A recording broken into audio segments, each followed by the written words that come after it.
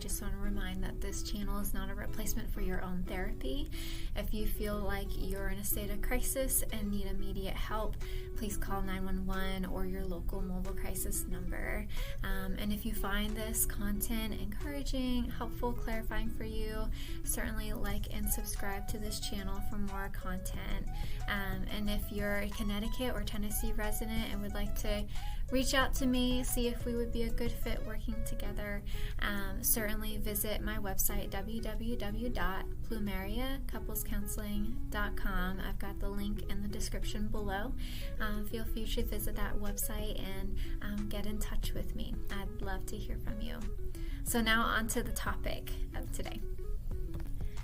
So in this video, I just want to address this question of why in moments of disconnection and conflict do me and my spouse or partner get so fixated on the blame on each other, the assumptions about what the other person is feeling or thinking. Why do we get so fixated on each other? Why does my spouse get so focused and honed in on me and what I'm doing or not doing?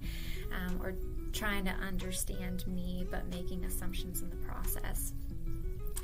And so outward focus is inward coping. So I'll say that again. Our outward focus on other people is also inward coping. Meaning that when we're putting our attention and focus, whether it sounds like we're blaming the other person, bringing up their shortcomings, what they're doing or not doing right, or even if it's so much focus on just even an empathic way of trying to understand the other person and how they tick and how they operate, but we minimally go into understanding ourselves. That's all a way of coping with something that's happening inside of us, right? A way of handling when something painful surfaces, uncomfortable, or just is like, ooh, that hurts, it's an ouchy spot, and maybe the move is to, okay, then I really get focused on the other person and what they do, or trying to understand them. That is a form of coping for our own internal pain. And so if you notice, right, in moments that maybe you have a tendency when times get hard between you and your partner or spouse, that you get really focused on trying to understand them and their inner workings and how they tick, or get focused on what you feel like they're doing right or wrong. Do a check-in with yourself, right? Check in and see hey, is there something happening in me that feels uncomfortable? And then I move into really just focusing on the other person versus paying attention to what's happening inside. And for connection to happen, right, as individuals, we do need to have an awareness of what's happening within ourselves. So that way we can learn how to invite the other person into that.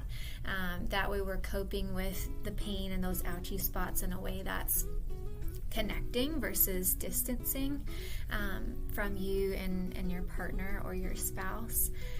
And so I'd encourage that. Sometimes a helpful question might be for that part of me, right, that is really switching gears and honing in and focusing on trying to know how the other person is operating, what they're thinking about, what they're thinking about me, what they're doing right or wrong.